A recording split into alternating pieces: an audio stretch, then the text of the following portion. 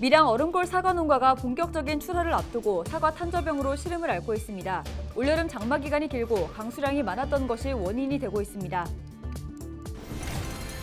경상남도의 50년 수건 사업인 남부내륙철도가 사업계획 적정성 재검토 등 표류 위기에 놓이자 더불어민주당 경남도당이 비판의 목소리를 냈습니다. 창원시의회가 지역 현안마다 부딪히는 여야의 공방으로 시끄럽습니다. 시의회가 중앙 정치의 축소판으로 전락했다는 지적이 나오고 있습니다. 경남도 교육청의 교육활동 보호 강화 방안을 두고 정교조 경남지부가 일부 부정 의견이 있다며 수정과 보완이 필요하다고 밝혔습니다.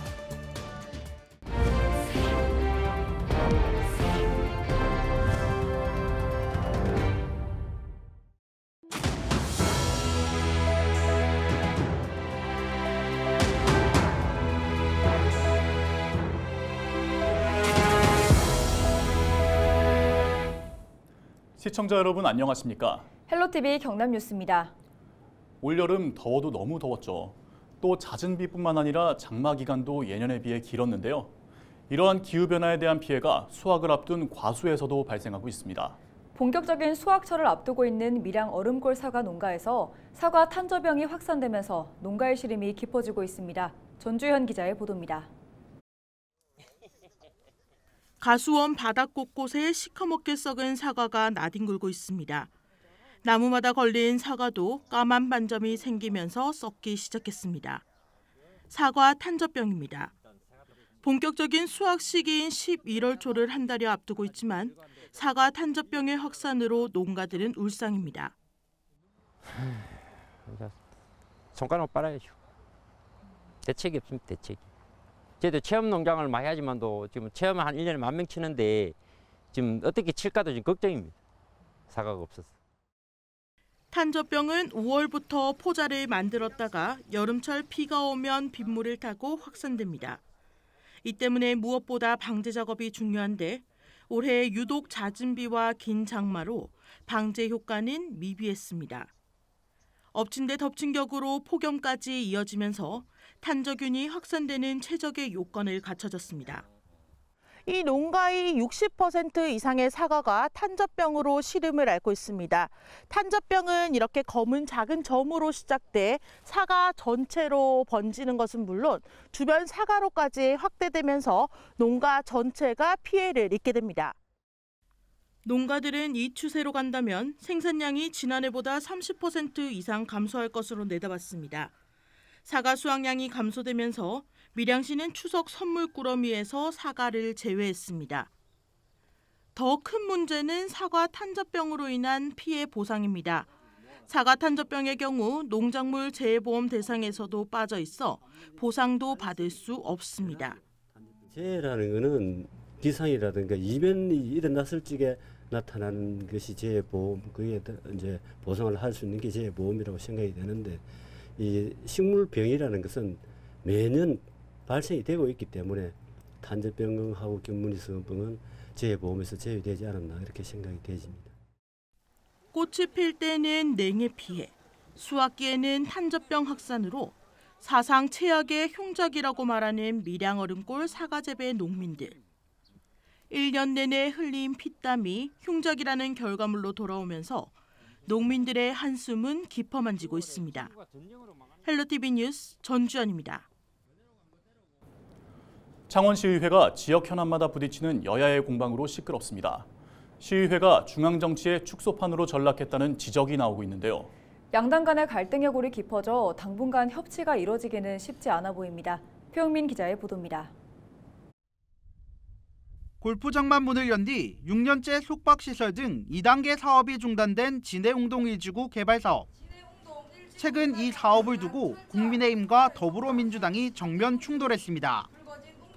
지난 21일 기자회견을 연 국민의힘 의원단. 허성무 전 시장이 소멸 어업인들에게 쌍값의 부지를 넘겨 창원시가 130억 원의 손해를 봤다며 무책임한 배임 행위라고 주장했습니다. 이에 민주당은 홍남표 현 시장이 SM타운 민간 사업자에게 돌려준 협약이행 보증금 101억 원도 배임 행위라며 맞받아쳤습니다. 창원시의회 개원 이후 지난 1년 3개월 동안 지역 현안을 놓고 여야의 대립이 반복되고 있습니다. 이전 의회에서 어느 정도 이루어졌던 양당 간의 협치가 거의 실종됐기 때문입니다. 야당이 김민하 의원 제명안과 오염수 방류 강행 일본 정부 규탄안을 제안하며 과반 의석인 여당 의원들이 번번이 반대표를 던졌고 반발한 야당 의원들이 집단 퇴장하는 일이 되풀이됐습니다. 협치가 사라진 의회를 바라보는 양당의 시각도 다릅니다. 국민의힘은 야당이 모든 일을 정쟁화하고 있다고 주장하고 까발리는 것도 물론 뭐 해결 방법이겠지만은 정말로 어느 정도까지는 그걸 갖다가 이렇게 그게 본질적인 어떤 그런 문제가 아니라면은 모르는 척하고 덮어두고 넘어가는 어떤 그런 슬기로움도 우리가 가지는 게 좋지 않겠나 하는. 민주당은 집행부를 견제하고 감시하는 의회의 역할을 수행할 뿐이라고 강조합니다. 우리 야당의 입장에서 볼 때는 이것을 또 저희들이 용인하기는 어려운 문제다. 그래서 국민의 건강과 생명에 관련된 문제니까 이것이 정쟁으로 비칠 수 있는 또는 갈등으로 비칠 수 있는 여지는 있지만은 이 사안을 바로잡고 가야 되는 문제도 우리 의회의 책임이기 때문에 여야의 갈등이 깊어질수록 민생을 잊은 채 정쟁만 일삼는 중앙정치의 축소판이 됐다는 비판의 목소리가 나오는 상황. 여야가 지역 현안을 놓고 강대강 대치를 이어가는 가운데 양당 모두 양보와 타협을 통해 화합의 의회를 만들 수 있을지 관심이 모아집니다. 헬로티비 뉴스 표영민입니다. 경상남도의 50년 수건 사업인 남부 내륙철도가 표류 위기에 놓이자 더불어민주당 경남도당이 비판의 목소리를 냈습니다. 김두관 국회의원을 비롯한 민주당 경남도당은 26일 경남도청 앞에서 기자회견을 열어 최근 기획재정부가 한국개발연구원에 남부 내륙철도 사업계획 적정성 재검토를 요청했다고 말했습니다. 이어서 재검토가 짧게는 9개월, 길게는 1년 이상 소요되며 내년 6월쯤 결과가 나와도 2025년에야 실시 설계 절차를 마무리할 수 있을 것이라고 전했습니다. 또 남부 내륙철도는 전 문재인 정부의 국가균형발전 최대 규모 국책 사업이자 김경수 전 경남도지사 1호 핵심 공약이었다고 목소리를 높이며 현 정부의 경남 홀대라고 주장했습니다. 그러면서 국민의힘 소속 경남 국회의원과 박완수 경남도지사, 시장 군수는 남부 내륙철도의 정상 추진을 정부에 요구하라고 밝혔습니다. 남부 내륙철도는 경북 김천과 경남 거제를 잇는 177.9km 구간입니다. 최근 기재부는 4조 9천억 원 정도였던 사업비가 약 7조 원까지 커지면서 총 사업비를 다시 살펴보게 됐습니다. 이렇게 되면서 남부 내륙철도의 개통은 2027년이었지만 국토부는 개통 시점을 2030년 정도로 보고 있습니다. 경상남도 관계자는 재검토 협의를 빨리 완료해 내년 하반기에는 착공될 수 있도록 정부와 협의하겠다고 밝혔습니다. 최근 경남도 교육청이 발표한 교육활동 보호 강화 방안을 두고 경남 지역 교사들은 만족하면서도 일부 수정이 필요하다고 지적했습니다. 전교조 경남지부는 26일 경남도 교육청에서 기자회견을 열어 경남 교육활동 보호 강화 방안에 대한 경남 교사 설문조사 결과를 발표했습니다. 응답한 교사 절반 이상은 교육감 고발제와 교원 안전지원 시스템 확대, 학교로 찾아가는 법률 지원 등은 만족하는 것으로 나타났습니다. 다만 교육활동을 침해하는 학생을 교실 밖으로 분리 조치한다는 방안을 두고 교사 10명 중 6명은 만족스럽지 않다고 답했습니다. 이들은 분리 공간을 교장실로 하고 해당 학생 지도는 1차로 학교장이 해야 함이 명시돼야 한다고 응답했습니다. 기초학력 전담 강사 배치 확대와 민원 대응 체제 구축도 부정적 의견이 많았습니다. 전교조 경남지부는 학교에 예산만 내려주는 지원이 아닌 직접 학교를 지원하는 정책으로 전면 재검토해야 한다고 경남도 교육청에 요구했습니다. 이 설문조사는 전교조 경남지부가 온라인으로 지난 22일부터 25일까지 나흘간 경남 도내교사 1,033명을 대상으로 진행했습니다.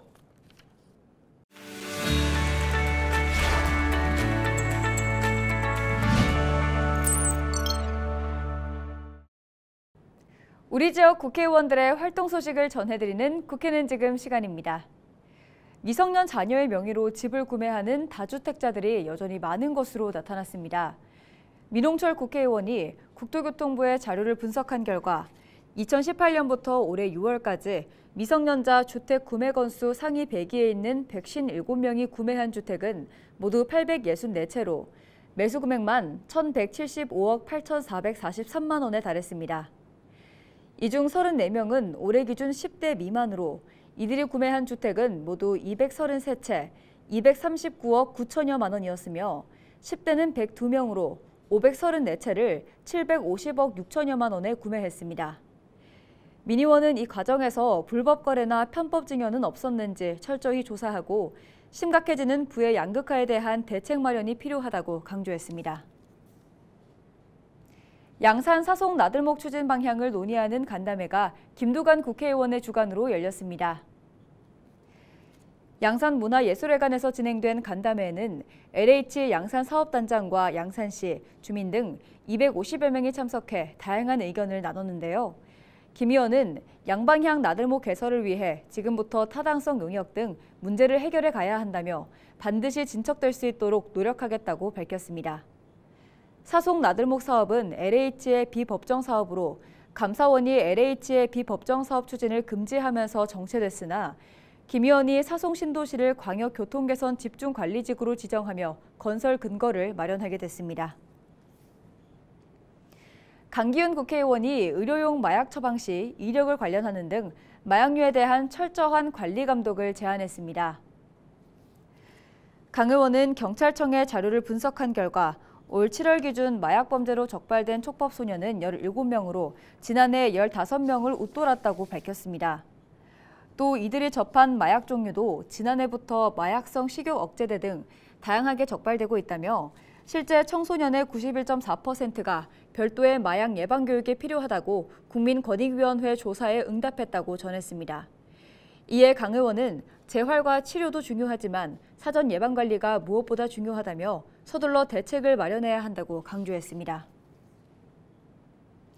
김영선 국회의원이 징수처의 오류로 체납자의 실익 없는 재산을 압류해 소멸시효가 중단되는 문제를 해결하기 위해 국세기본법과 국세징수법 개정안을 대표 발의했습니다.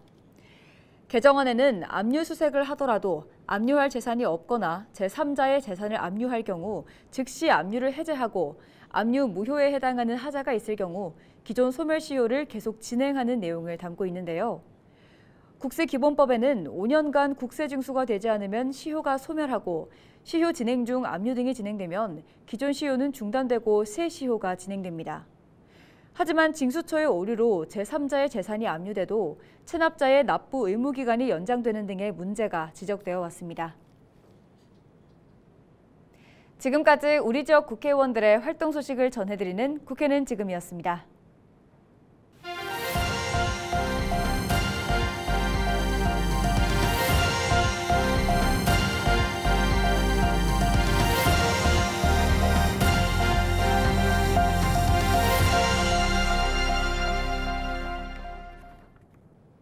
지난 25일 거제 경제정의실천연합이 경남도 의원들의 조례안 발의 건수를 지적한 것과 관련해 경남도의회가 반박했습니다. 먼저 거제 경실련이 도의원 1명의 조례 발의 건수가 전국 최하위라고 한 것에 대해 도의회는 지난해 구성된 조례정비특별위원회가 지난 7월 임시회에서 171건의 조례를 개정 폐지했는데 이 건수는 반영되지 않았다고 밝혔습니다. 이어서 조례특위의 발의 건수를 더하면 의원 1인당 4.19건으로 전국 광역의회 가운데 4위에 해당한다고 주장했습니다. 또 1년간 조례를 한 건도 발의하지 않은 의원 수에 조례특위 소속 의원이 있다고 했습니다. 그러면서 다른 미발의 의원들도 임기가 채 1년도 지나지 않은 시점에서 평가한 것이라고 말했습니다. 경남도의회는 거제 경실련에 의정활동에 대한 단순 평가보다 질적 평가를 기대하며 사실에 부합한 논리와 철학이 곁들인 논평으로 의회 발전에 기여해 주기를 바란다고 전했습니다. 창원해양경찰서는 26일 새벽 2시 15분쯤 조업을 마치고 부산으로 입항하던 29톤급 어선 A호와 단내리기 작업 중이던 파나마 선적 6만 톤급 시추선 B호가 충돌했다고 밝혔습니다. 이 사고로 두 선박 모두 일부 선체가 파손됐지만 인명피해와 해양 오염은 없었습니다. 해경은 A호 선장이 졸음 운항으로 B호를 발견하지 못해 충돌한 것으로 보고 정확한 사고 원인을 조사하고 있습니다.